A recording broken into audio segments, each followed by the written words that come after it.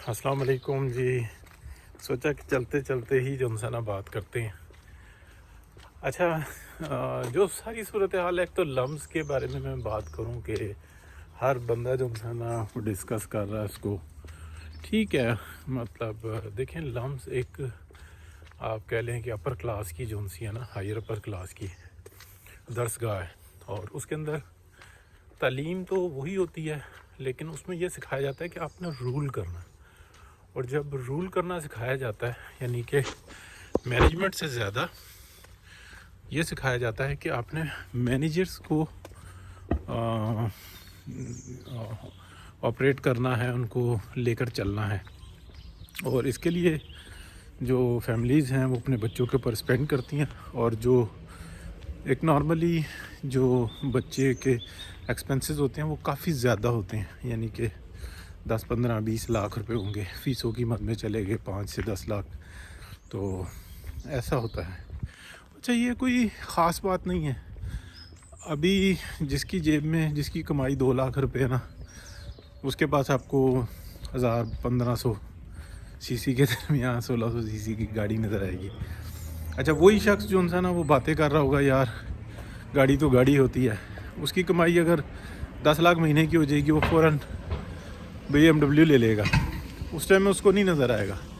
ये हरकतें हमने सब में देखी हैं। तलत हुसैन साहब हो गए, हामिद मीर हो गए, ये सब हो, मतलब जितनी अपनी जेब है उसके हिसाब से बातें करते रहते हैं। तो इसी तरीके से जिन लोगों की अच्छी कमाई है, महीने के करोड़ों रुपया कमाते हैं और वो रूल करना जानते हैं, तरीके से चलते हैं, वो इसी तरीके से चलते हैं। फिर आप देखें बच्चियाँ बच्चे सब वहाँ पे आपको नज़र आएंगे और एक ख़ास माहौल नज़र आएगा। ऐसा नहीं है कि चंद डांस करती हुई लड़कियाँ नज़र आ जाती हैं तो सारी ऐसे हैं, नहीं। ये सोच की गलती है कि शायद लम्स की हर बच्ची डांस कर रही होती है।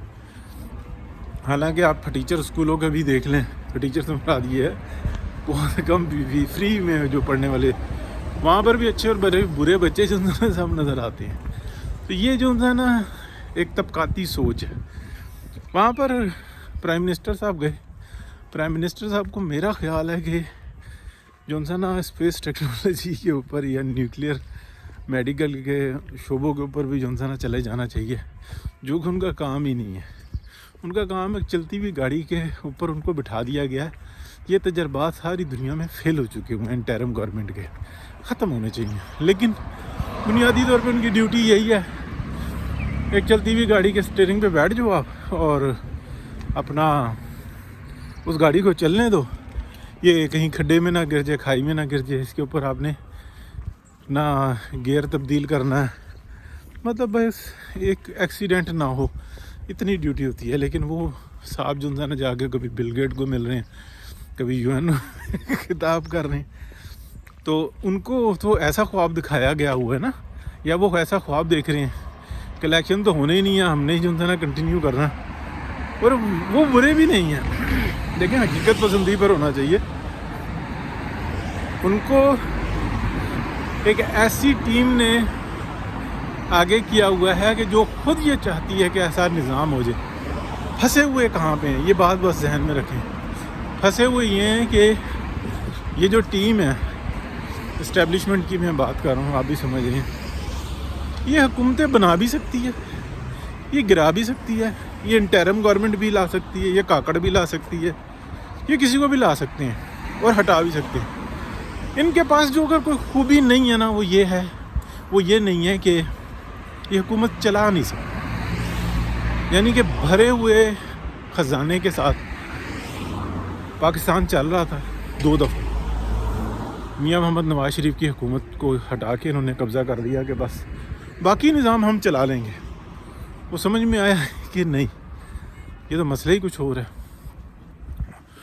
2013 में जब मियां नवाज शरीफ ने हुकूमत संभाली थी, तो 2014 में यही इस्टेब्लिशमेंट थी जिसके एक पार्ट ने, यानी कि दलिया ने कहा कि जनरल मुशर्रफ पे गद्दारी का मुकदमा बनाओ, और हुकूमत से ज़बरदस्ती बनवाया गया। और जब उसने बना दिया तो इस्टेब्लिशमेंट ने आज तक नहीं कहा कि ये ज़्यादती जो उनसी है या मुशर्रफ के ख़िलाफ़ जो गद्दारी का मुकदमा है ये अदालत के हुक्म पर हुआ है, क्योंकि ये दोनों बीच में से एक ही हैं। کوئی فرق نہیں ہوتا. مطلب چند ایک جج اب جیسے قاضی فائز عیسیٰ جیسے اپرائٹ جج آ گئے, لیکن اگر آپ دیکھیں گے کہ اگر اگلے چیف جسٹس اعجاز الحسن ہوئے تو وہ کہیں گے کہ ہاں بس ٹھیک ہے, فصل لگانی تھی لگ گئی, اب میری کٹائی کا ٹائم شروع ہو گیا. یہ کوئی وہ بچے نہیں ہیں, ان کی سوچ, ان کے معاملات بالکل جو ان سے نا ایک جیسے سے ہیں. تو بہرحال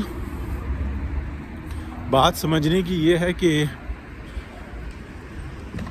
جو صورتحال چل رہی ہے اس کے اندر جو میاں صاحب کا جو رول ہے نا آگے, وہ بہت اہم ہے. اور یہ جو مطلب آپ لمز کے ایسے معاملات کہہ لیں, اس کے اوپر جو نا ایشوز بنا کے اس ٹاپک کی طرف سے نا توجہ ہٹائی جا رہی ہے. بدقسمتی کہہ لیں اس وقت میں اگر کوئی سیاسی جماعت موجود ہے نا پاکستان کے اندر جو اس معاملے کو سنبھالنے کی کوشش کرنے کی صلاحیت رکھتی ہے, تو وہ میاں محمد نواز شریف کی قیادت کے اندر PMLN ہے, کوشش کر سکتی ہے. بیڑا غرق جو کیا ہے وہ اسٹیبلشمنٹ نے کیا. 9 مئی کا واقعہ یہ ہے کہ سارا گند اٹھا کے وہ PTI کی جماعت کے اوپر اور عمران خان کے اوپر ڈال دیا, اور گڈ ٹو سی یو کہنے والے وہ ایک طرف ہو کے بیٹھ گئے, وہاں پہ چینجز لے آئے اور اسٹیبلشمنٹ مظلوم بن گئی. اس کے اوپر صرف دھمال ڈالی جا سکتی ہے کہ بابا دے سرکار چڑیاں بول دیاں. تو یہ بات ہے ساری. تو ڈرامے بازی, نوسر بازی اس مقام پہ ہے کہ اللہ ماشاء اللہ. تو میرا خیال ہے جی 6 منٹ 7 منٹ ہو گئے ہیں. میں 1 منٹ میں نے بابا دے سرکار چڑیاں بول دی ہیں کہ میں ابھی دیکھا ہے آپ نے ولاگز میں جو میرے سنتے ہیں وہ ہمیشہ یہ کہتے ہیں کہ اب مطلب, یا میں جو میرا ولاگ ہوتا ہے کہ سیاست کے پیچھے جو سیاست چل رہی ہے, اصل جو سیاست ہے وہ کیا, اس کے اوپر میں ڈسکشن کرتا ہوں. حالانکہ اس وقت ہاٹ ٹاپکس بہت سارے ہیں, ان پہ نہیں کرتا بلکہ پیچھے جو چل رہی ہوتی ہے. میں بچپن میں نا تو میری والدہ آپ کہہ لیں کہ یہ بریلوی ٹائپ تھیں, یعنی کہ نظر نیاز سارے.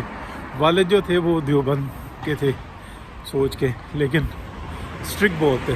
لیکن جو گھر کے اندر جو امپائر تھی نا وہ والدہ کی تھی, اور والد صاحب رسپیکٹ کرتے تھے ان کو, ہر چیز لا کے دینا نظر نیاز کی 11ویں کی, لیکن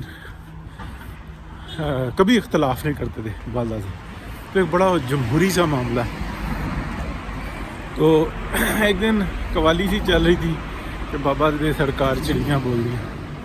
تو میں چھوٹا تھا تو میں نے یہ کہا کہ مجھے تو آج تک وہ چڑیا نہیں نظر آئی جو بیچاری چپ کر کے آئے, کھانا کھائے, دانہ دنکا کھائے اور چلی جائے. چڑیا تو آتی ہے تو شور مچاتی ہیں.